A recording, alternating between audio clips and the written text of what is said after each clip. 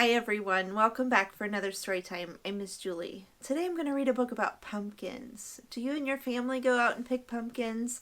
My family does. We love to paint pumpkins. We all decide what we're going to paint them and then we go and look for the pumpkins that are just the right size. That's kind of what this story is about. It's called The Very Best Pumpkin. It's written by Mark Kimball Moulton and illustrated by Karen Hillard Good. I love the illustrations in this book, and it's a really sweet story about pumpkins and about friends. The Very Best Pumpkin.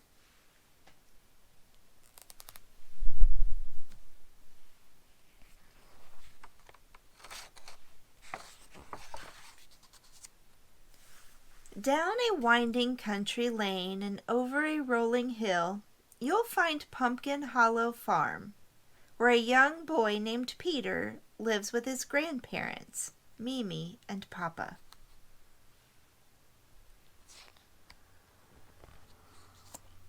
In the spring, they grow plump, juicy strawberries, and in summer, corn, crisp and sweet as honey. But it's in the fall that Mimi and Papa's farm produces the most wonderful crop of all. Pumpkins. Big pumpkins, small pumpkins, short pumpkins, tall pumpkins. They grow pumpkins of every shape and size.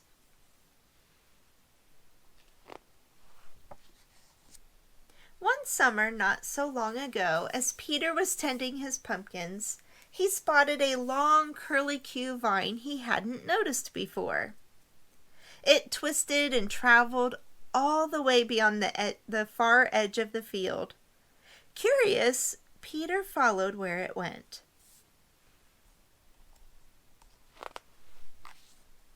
Cautiously, he clambered over pumpkin after pumpkin as he trailed the vine into the nearby meadow.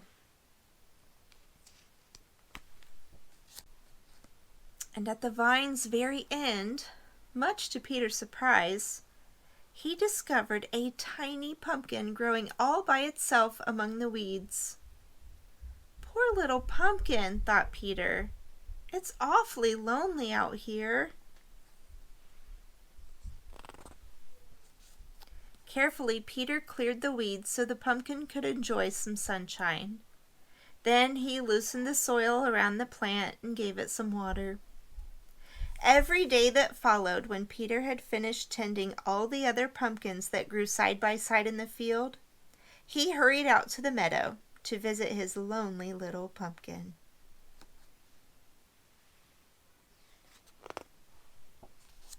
Peter was so busy that summer, he didn't notice that a new family had moved in next door to Mimi and Papa's farm.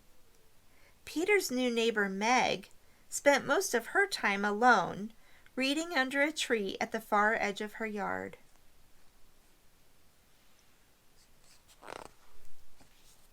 One afternoon, as Meg was reading, she heard a noise in the meadow next door.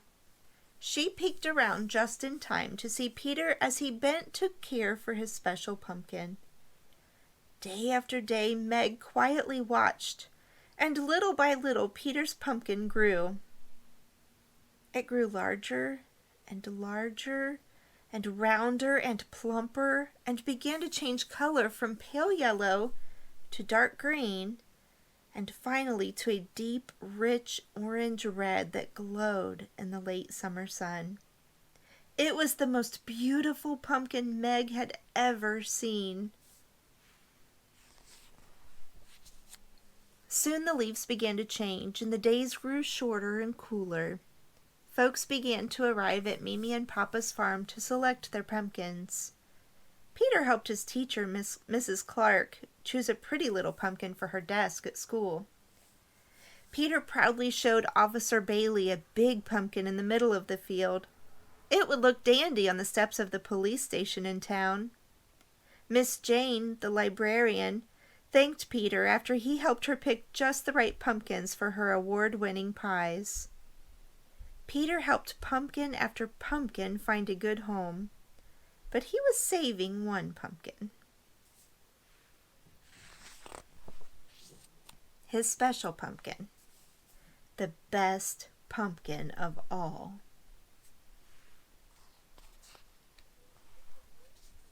Late one afternoon, Meg and her parents came by the farm to pick their pumpkins.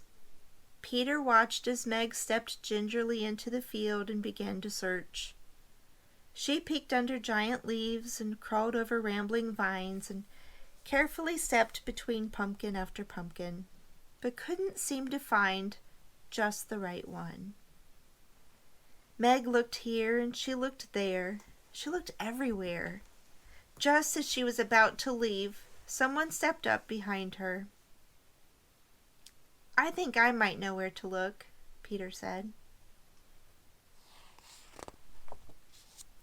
Peter guided Meg past all the pumpkins in the field until they came upon the wandering vine. "Follow me," he said. They followed the vine to the meadow where Peter's pumpkin grew. "This one's the very best pumpkin," said Peter. "Oh, it's beautiful," Meg cried. Meg shyly told Peter how she'd been there all along, watching him care for his pumpkin. "I knew you were there," Peter confessed. "That's why I'd like you to have it."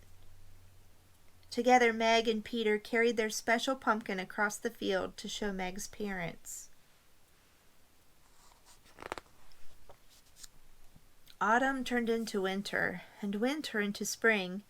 Soon it was summer once again, and Peter was busy tending a new crop of pumpkins, side by side with his new friend Meg.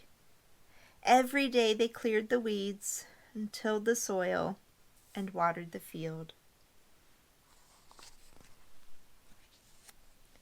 And just like the pumpkins, their friendship grew and grew and grew. The